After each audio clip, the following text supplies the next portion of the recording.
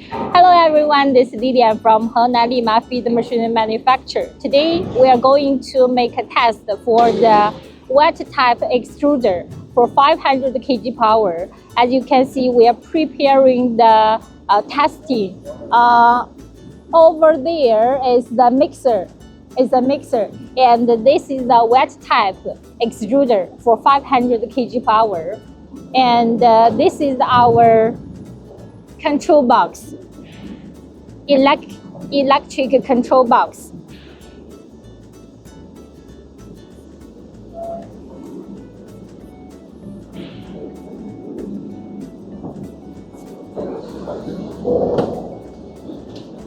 And if we use the wet type extruder, we also need the boiler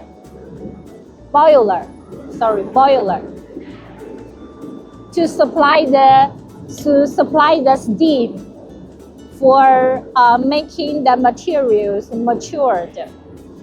And let's see preparing these are the steam system. We are going to open the machine for testing.